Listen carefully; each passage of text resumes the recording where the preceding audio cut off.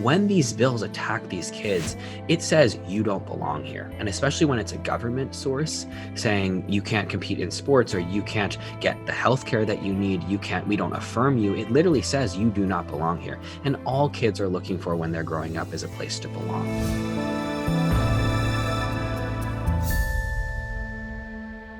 Hey everyone, I'm your host, Brittany Jones Cooper. And in this episode of Unmuted, I'm chatting with Schuyler Bailer, the first trans NCAA Division I men's athlete who swam at Harvard University. Your swimming history is so impressive. How did you get into swimming? I learned how to swim around the same time I learned how to walk. So actually about 10 months old, mommy and me swim lessons. And once I started really training, I took well to the training and I got good at it around probably like 12 or 13 years old. You were accepted to the Harvard women's swim team, but before you went, you were also struggling with some personal issues.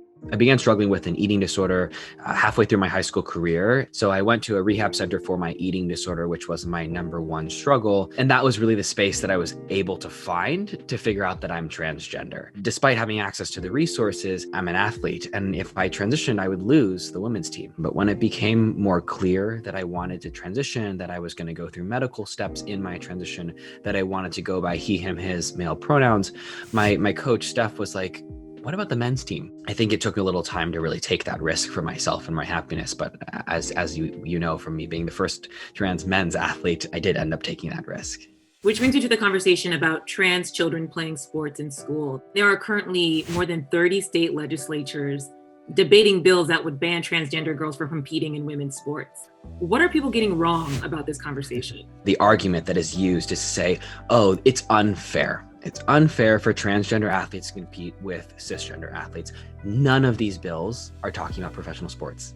None of them are talking about Olympics. None of them are talking about any elite level sport. At all elite level sports, there are already rules and regulations about trans people and our hormones. So I had to submit labs to take testosterone as a trans man to prove that my testosterone levels were at a fair level as well. But these bills are talking about children. The other thing that I think people often miss is that in order to exclude trans people from sport, so you actually have to know which ones are trans. And in order to do that, you have to test everyone. And some of these bills are proposing genital tests for children. To me, that's pedophilic. That's so privacy violating. And what it enforces actually is the policing of girls' bodies in sports. I think people miss all of this. I think they just go to, well, trans women are biological males, which also is transphobic and incorrect in many ways, but they miss the amount of other sort of policies and intersectional identities that are coming into this that they're not even approaching in themselves. What kind of impact does that have on a child emotionally?